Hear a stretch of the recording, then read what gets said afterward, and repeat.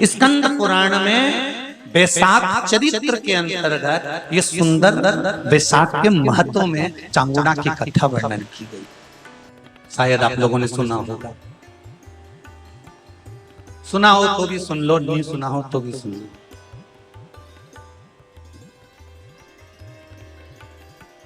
कानकी नगर में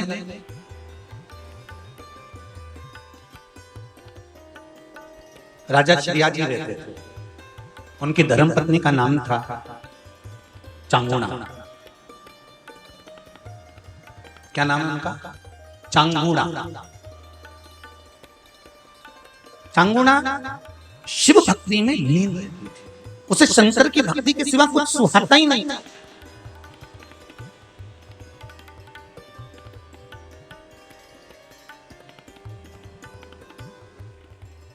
शिव आराधना के सिवा उसको कुछ भाता ही नहीं था।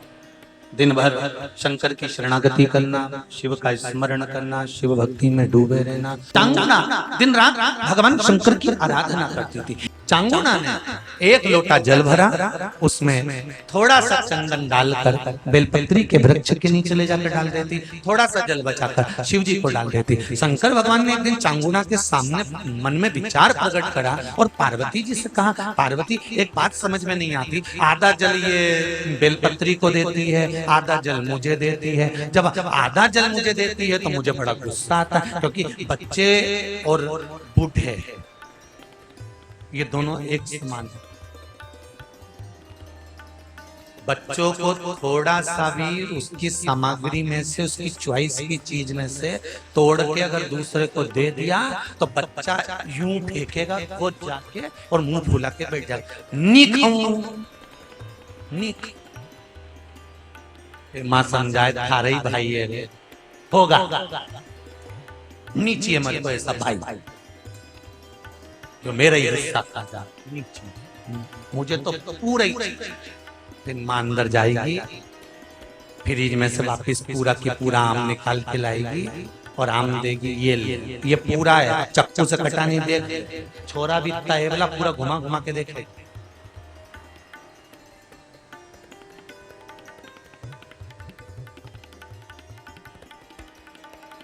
पूरा देख लिया तब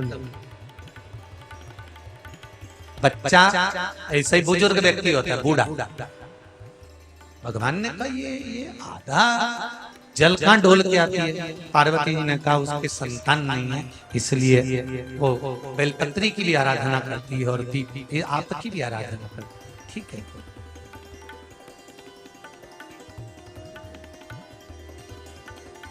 भगवान देवाधिदेव महादेव ने देखा चांगुड़ा ने बहुत सेवा कर ली। आज भगवान सुंदर एक संत का रूप धरकर चांगुड़ा के दरवाजे पर पहुंच गए। अलग जगह चांगुड़ा दौड़ कर आई, बाबा जी आइए, क्या लाऊं मैं आपके लिए? भिक्षाम देहि, भिक्षाम देहि।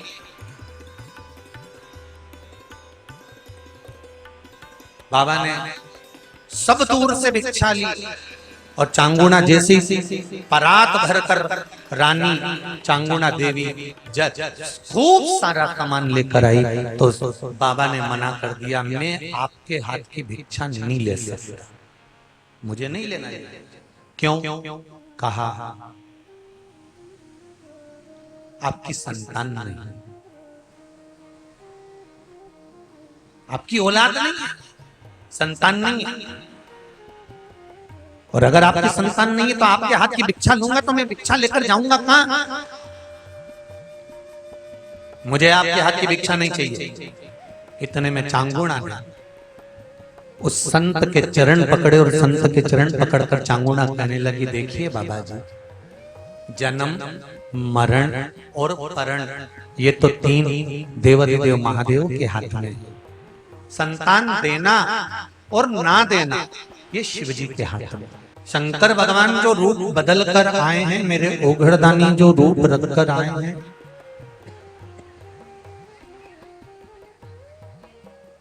भगवान ने कहा मैं तुम्हारे हाथ से भिक्षा नहीं ले सकता, क्योंकि तुम्हारी संतान नहीं है।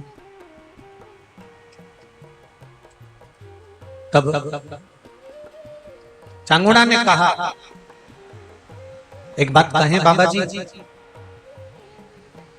दुनिया में संत, साधु, सन्यासी, तपस्वी, साधक, उपासक, इसका जो बल होता है ना, वो बड़ा बल होता है।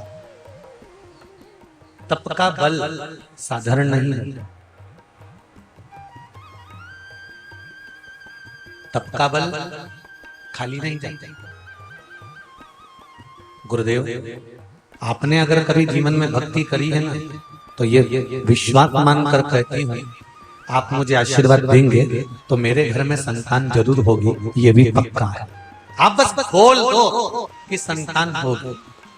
बहुत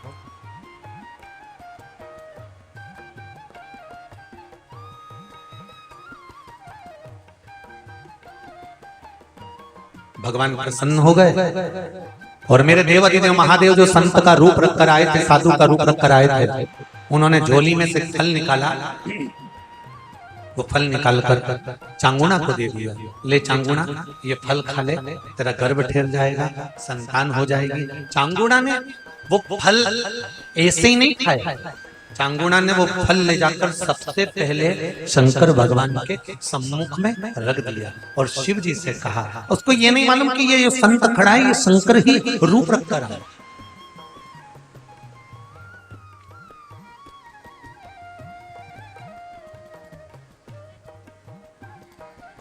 चांगुड़ा की शिव भक्ति से शंकर प्रसन्न है। फल दिया, शिव जी के सामने रख दिया। शंकर भगवान ने वो फल सम्मुख में शंकर के आ गया। अब वो फल साधारण नहीं हो सकता। फिर कथा में कहूंगा, जिस कपड़े को आप पहनते हो, नई साड़ी है, पहले ले जाकर भगवान को चढ़ा दो, पहनो, उसकी कीमत बढ़ जाएगी। कोई भोग है, प्रसाद बना है, भगवान को भोग लगाओ, पाओ, उसकी कीमत बढ़ जाएगी। सब्जी, भाजी, तरकारी, पापड़, बड़ी, जो भी आप बना रहे हो, पहले भगवान को दो, उसके बाद पाइए, उसकी कीमत बढ़ जाएगी, उसका आनंद बढ़ जाएगा, उसका स्वाद बढ़ जाएगा। अब भगवान कहो तो देव को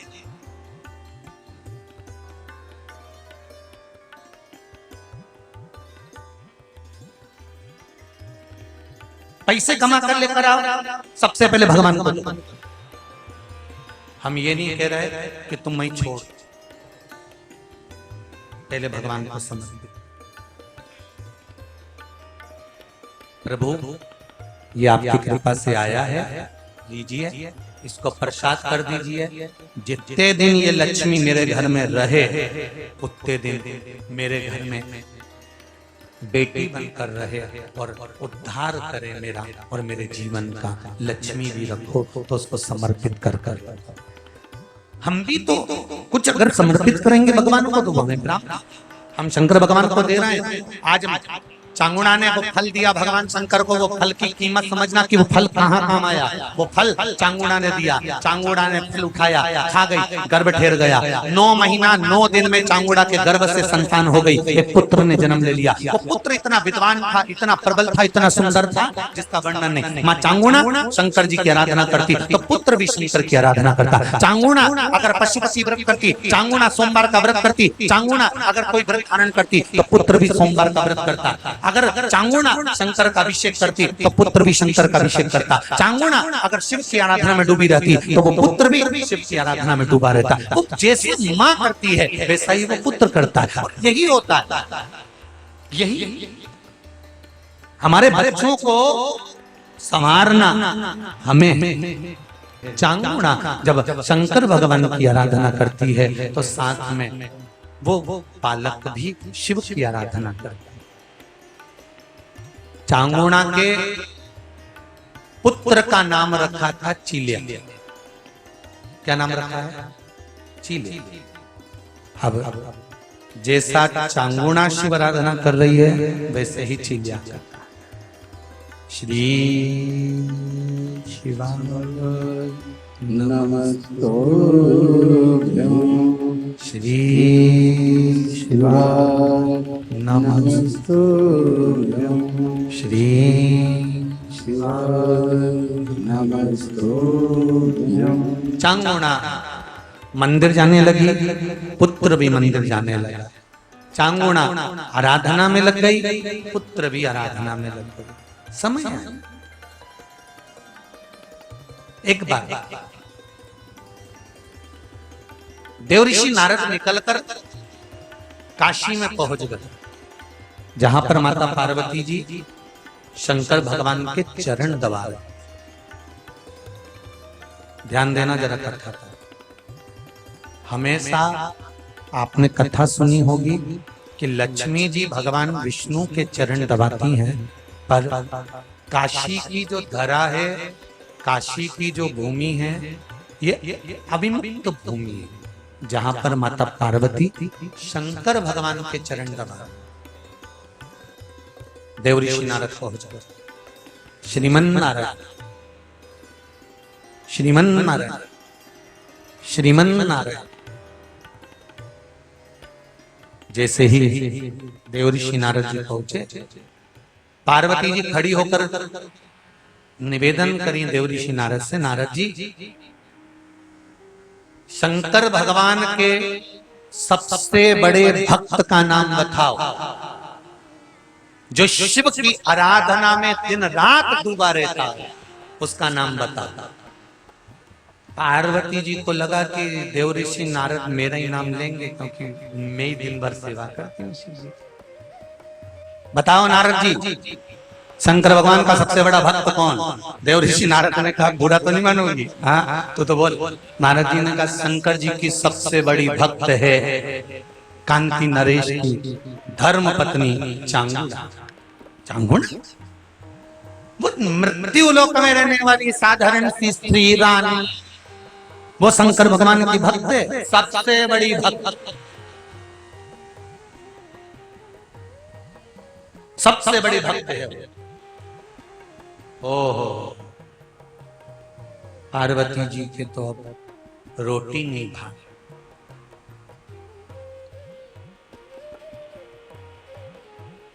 जब किसी की सुन लो ना, अरे उनके यहाँ तो इतनी शंकर भगवान की पूजन है, तो फिर मन करे देखें तो सही आखिर है क्या। शिव की परम भक्त कौन सी है? तो क्या चांगुणा। चांगुणा? हाँ। अब तो पार्वती जी को गुस्सा आ गया और पार्वती जी ने भोलेनाथ जी से कह दिया, जरा परीक्षा लो चांगुणा की। शंकर जी ने कहा, परीक्षा? हाँ, जाओ और परीक्षा लेकर आओ कि मैं बड़ी कि वो बड़ी। ठीक है, शंकर जी परीक्षा लेने पहुंचे तो एक ओघड़ी का रूप रखकर शंकर भगवान पहुंच गए और चांगुणा के यहाँ पहुंचकर शंकर भगवान ने आवाज लगाई, माता भूख लगी है, बहुत तेज भूख लगी है, जल्दी भोजन दो। और चांगुणा अंदर गई, पकवान बनाया, बैठो महाराज बैठो, और भोजन बनवा कर लाई और देख दिया भगवान उस अघोरी को। अघोरी कहने लगा, ए रानी, तो मुझे मूर्ख समझती है? ये भोजन करूंगा? फेंक इसको। और अघोरी ने भोजन फेंक दिया। रानी को लगा कि भोजन अच्छा नहीं बना होगा, अंदर गई, रानी खुद बनाकर लाई 56 भोग। अघोरी ने फेंक दिया, मैं ये भोजन नहीं करता। तो महाराज कौन सा भोजन करोगे? अघोरी हूं, बिना मांस के नहीं रह सकता, मांस लेकर आ। चांगुणा कहने लगी, बाबा शिव के भक्त हैं, यहाँ तो मांस बनता ही नहीं। रानी बुला तेरे राजा को। राजा भी हाथ जोड़कर खड़ा हो गया, महाराज भोजन हमें ऐसा कैसे लाएंगे? नहीं, भोजन तो मैं मांस का ही करूंगा, लेकर आ। ठीक है महाराज, आप बोलो किसका मांस चाहिए?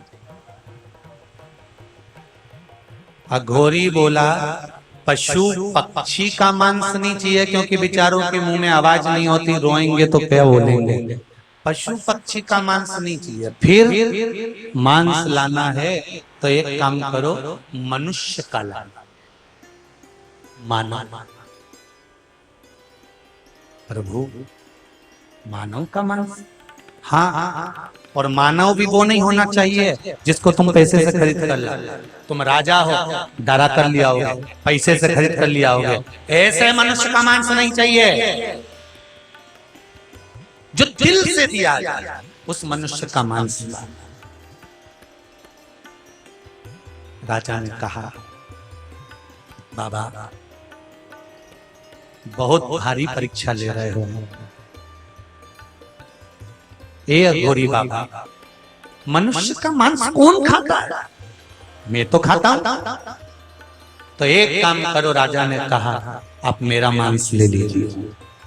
अघोरी ने कहा, राजन तुम राजा हो, प्रजा को संभालना, तो मैं खा जाऊंगा तो बाद में बद्दुआ मुझे लगेगी, तुम्हारा नहीं चाहिए, किसी दूसरे को। रानी खड़ी हो गई। रानी ने कहा, महाराज एक काम करो, आप मेरा मांस ले लीजिए। ओ रानी, तुम राजमाता हो, स्त्री हो, तुम्हारे गर्भ में बच्चा रहता है, और जो संसार को जन्म देने वाली है, मैं उसका मांस नहीं खा सकता। तो महाराज अब आप बताओ, हम किसका मांस लाएं? अघोरी ने कहा, तुम्हारे घर में एक सुंदर 7 साल का बेटा है, बड़ा सुंदर। वो 7 साल का जो तुम्हारा बेटा है, उसका मांस लाना।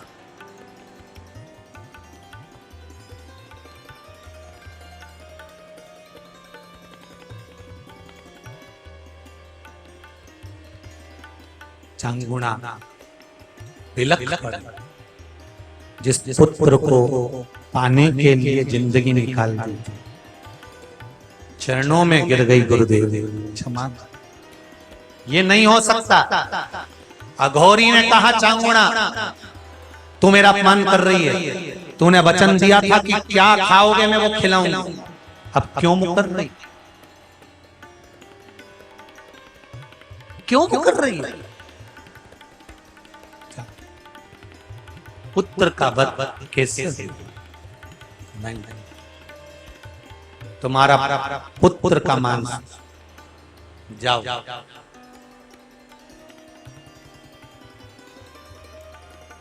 राजा रानी को समझा रहे, रानी रो रही, फूट कर रो रही है, बिलख बिलख। कौन माँ होगी जो अपने बेटे को मार? और सुनो चांगुणा, जाओ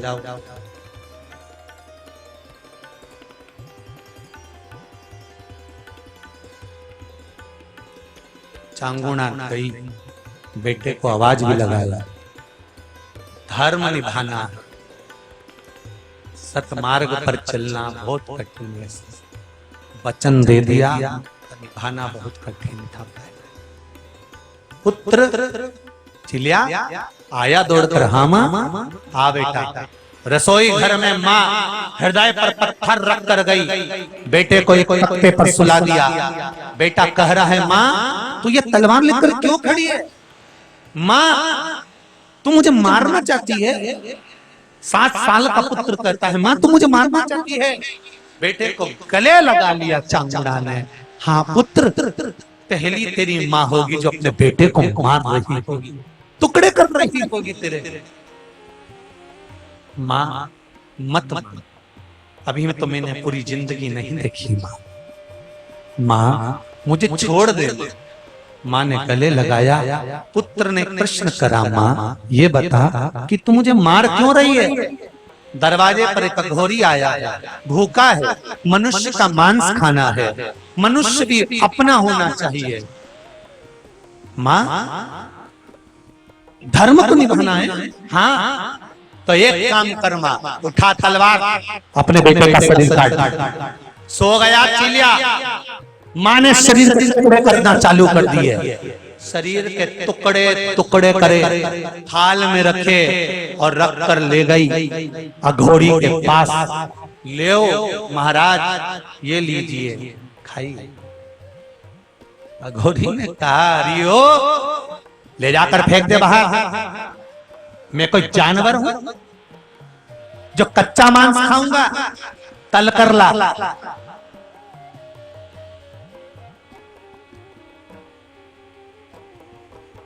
ले जा इसको। चांगुणा बेटे का शरीर घृत में तलवार जब लाकर फिर फेंक दिया। पागल हुई है, ये क्या है? शरीर कहाँ है? इसका मुख कहाँ है? खोपड़ी कहाँ है? सबसे पहले वही खाऊंगा। कहाँ है वो? चांगुड़ा ने हाथ जोड़कर कहा, बेटा तो मर गया, शरीर भी बेकार हो गया, चले गया। चेहरा बेटे का मैंने रसोई घर में केवल अपने मन को मारने के लिए, देखने के लिए रख रखा है, उसको लेकर आया।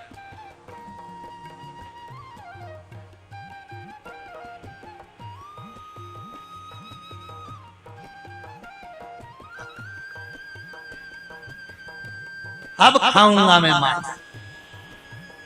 अघोरी बोला, अब खाऊंगा। जा, मैं अकेला मांस खाऊंगा? अकेला? अकेला खाऊंगा तो नरक चले जाऊंगा, इसलिए बांट कर खाऊंगा। जा। अंदर से 3 थाली और तुम भी खाना। अंदर से 3 थाली और लेकर आ। 3 थाली और ले। मैं अपने बेटे का कैसे मांस खाऊं? चांगुड़ा। जब चांगुड़ा थाली लेने पहुंची, शिव के स्वरूप की मूर्ति का, शिवलिंग का दर्शन कर कर आंसू बहाती हुई बोली, बाबा ये क्या दिखा?